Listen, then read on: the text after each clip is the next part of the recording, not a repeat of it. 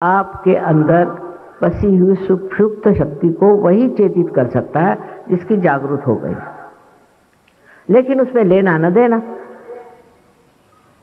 न तो उसकी शक्ति नष्ट होगी और न तो उसको कोई क्षति होगी। कहते हैं कुंडलिनी जागरण में बहुत क्षतियां होती हैं। मैंने तो आज तक 30 साल से ये काम कर रही हूँ, मैंने तो देखा नहीं कि किसी को कुछ तकलीफ हुई हो, कोई परेशानी हुई होगी, कुछ भी नहीं। तब फिर ये समझ लेना चाहिए कि हमने अपने को पहचाना नहीं है, कि हमारे अंदर ये शक्ति है।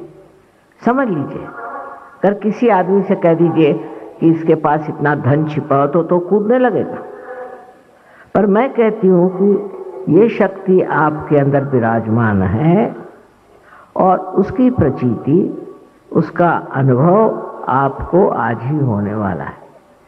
अभी आपके अंदर जो सूक्ष्म चक्र है, जो कि हमारे शारीरिक, मानसिक, बौद्धिक और आध्यात्मिक क्रियाकलापों को संभालते हैं, उन सब चक्रों को ये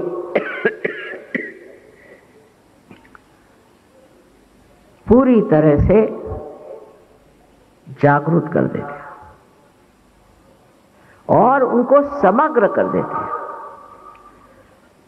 माने जैसे एक हार में मोती पिरोए जाते हैं, उस तरह से उसके सूत्र के अनुसार ये कुंडलिनी सबको एक सूत्र में पुरो देती है। जब ये पुरो देती है तो उसके लिए किसी के सर्टिफिकेट की जरूरत नहीं, आपको पता होता है। आपकी शारीरिक, मानसिक, बौद्धिक तीनों चीजें ठीक हो जाती हैं। और चौथी जो शक्ति है, जिसको कि हम आध्यात्मिक कहते हैं, वो आप आध्यात्म में आ जाते हैं। माने आपकी आत्मा जो है वो आपके चित्त में प्रकाशित होती है, आपका चित्त प्रकाशित होता है और जहां जहां ये चित्त जाता है ये कार्यान्वित होता है। इतनी सारी शक्ति आपके अंदर होते हुए भी आप उससे अगर अनभिज्ञ रहें, उससे अगर आप दूर रहें, तो इसमें परमात्मा का दोष तो नहीं मानना चाहिए, लेकिन हमारा अंधकार और हमारे बुद्धि की जो कहना चाहिए अतिक्रमण, जो कि अतिशयता में है, ये बुद्धि धीरे धीरे कुबुद्धि हो जाती है। इसकी सुबुद्धि भी इसी कुंडलिनी के जागरण से होती है। उसका कारण यह है कि कुंडलिनी जब जगती है तो वो जाकर के आपके ब्रह्मरंध्र को छेदती है और चारों तरफ फैली हुई इस परमात्मा की प्रेम शक्ति, जिसे परम चैतन्य भी कहते हैं, उससे एकाकारिता स्थापित करती। उससे आपका संबंध उस परम शक्ति से हो जाता है जिससे सारी सृष्टि की चालना होती है। आइंस्टीन ने इसे कहा हुआ है कि एक टॉर्शन एरिया है। जब उससे संबंध होता है तो उसे केवल सत्य ही मानता है। उस सत्य को कोई कह नहीं सकता कि ये गलत है या सही। हाँ, कभी कभी गलती ऐसी हो जाती है कि आप सबके स्पंद देखते नहीं, ये देखते नहीं कि आदमी कैसा है, क्या है, तब जरूर गड़बड़ हो सकती है।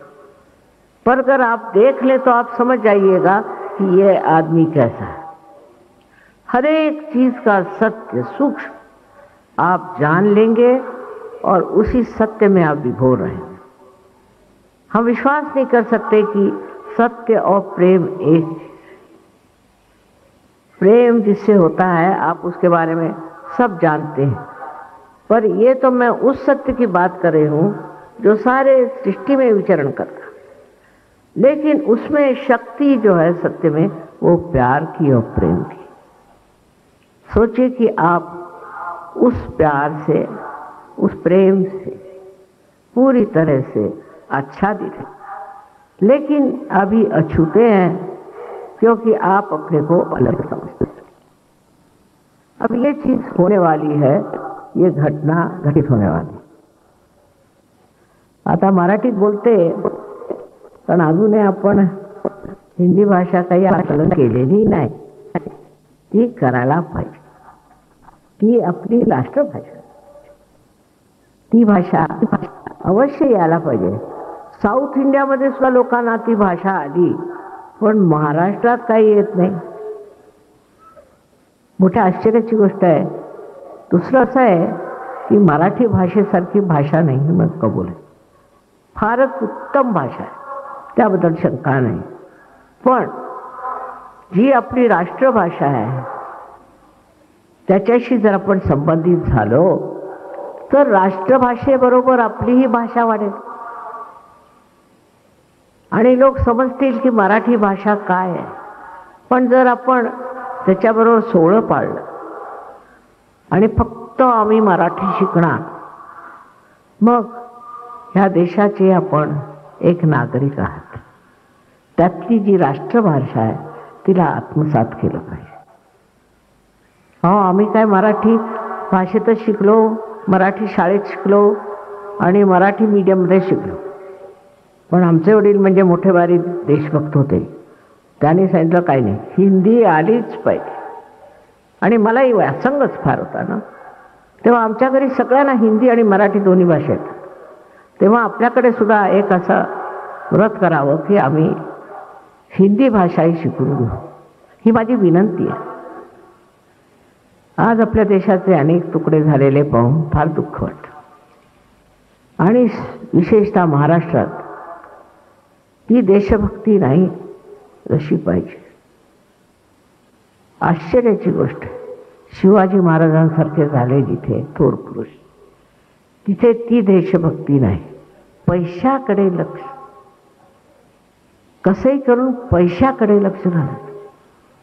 पैशाने सुखी झालेला मनुष्य मी आज तरी पाहिलेला नाही। पैसे आले म्हणजे मग सगळे प्रकार सुरू, दारू प्या, मग आणखीन करा, हे करा। जेवढे पैसेवाले लोक आहेत त्यातला एखादाच मी दानवीर पाहिला, बाकी सगळे दारुडे, नाहीतर आणखीन काय काय करतात ते करतात। लक्ष्मी ही चंचल असते, तिला स्थिरावण्यासाठी तुमच्यामध्ये संतुलन यायला पाहिजे। ते संतुलन जोपर्यंत येणार नाही तोपर्यंत तुम्हाला कितीही पैसे आले आणि काहीही तुम्ही मिळवलं आणि कोणत्याही सत्यावर गेला तरी तुमच्यामध्ये आनंद येऊ शकणार नाही।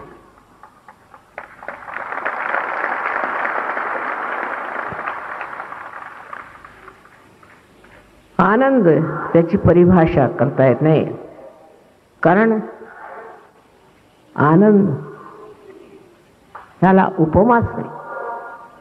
आनंदात सुख आणि दुःख अशा दोन बाजू नसतात। निव्वळ आनंद, केवळ आनंद। आणि ते ज्ञानेश्वरांनी सांगितलं की सोनियाचा दिन आहे, त्या आलेला आहे, ते घडलेलं आहे, फक्त ते जाणलं पाहिजे आणि मिळवलं पाहिजे। पण तुम्ही सूक्ष्मातच नाही, तुमचं लक्ष सूक्ष्मात नाही आहे, मग करायचं कसं काय?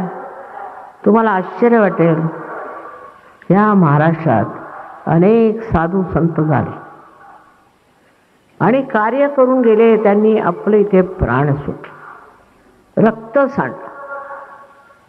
तितकं काही उत्तर हिंदुस्थानात झालेलं नाही, पण अहो आमचा सहयोग तिथे असा पसरलेला आहे की घरोघर दारोदार सगळे कुठले आले, कुणाची कृपा आहे। एवढे आमचे साधू संत, त्यांनाही छळलंच म्हणा, त्यांची काही विशेष आवभगत केलेली नाही, त्यांनाही छळून काढलं। आणि आता असं वाटतं की त्यांचं एवढं कार्य गेलं कुठे? आता ही गोष्ट समजून घेण्यासाठी की काय आपल्यामध्ये असे दोष आहेत. मुख्य म्हणजे कर्मकांडी लोक. खंडीभर देव ठेवायचे. सकाळी 4 वाजेपासून आंघोळ करायची, कारण 6ला स्वयंपाक करायचा असतो. तर 4 वाजता उठून देव देव करत असे. खंडीभर देव. आमच्या सहयोगांच्या घरात निघाले, मला माहिती आहे. ते खंडीभर देव पूजत बसा. मग ह्या देवळात जा आणि त्या देवळात जा आणि त्या देवळात जा. आता हे देवळातलं खरं काय आहे किंवा कोणचं देऊळ खरं आहे, कोणचं दैवत खरंच जागृत आहे, हे तरी तुम्ही कसं ओळखणार? कोणी म्हटलं की निघाले. मी बघते ना, रांगेच्या रांगे लोक झाले. आता आळंदीला सुद्धा मी एकदा पाहिलं की सबंध ही कुंडी डोक्यावर ठेवून बायका निघाल्या आळंदीला. एक बाई तर बेशुद्ध झाली. हे काय? हा सगळा वेडेपणा कशाला? नाही तर टाळ कुठं चालले तिकडे पंढरीला. त्याचं काय होणार आहे? अहो, पंढरीच्या माणसांना बघावं काय मिळालं त्यांना. ही पद्धत घातली कुणी? त्यांना काही मिळालेलं आहे का? काही लाभलंय का? त्यांचं बघायला पाहिजे ना. नुसता कसा तरी वेळ घालवायचा. मग ज्ञानेशांची पालखी काढली. अहो, ज्यांच्या पायात चपला नव्हत्या, म्हणजे आपण विसरलो तरी कसे, त्यांची पालखी काढली आणि घरोघर जाऊन जेवायचं.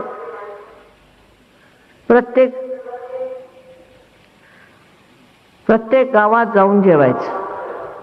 म्हणजे पालखी काढली ना मी, त्याच्यात कसल्या तरी पादुका ठेवल्या, झालं, आम्हाला अधिकार आहे. कोणत्याही गावात गेले की आम्हाला वाढा जेवायला.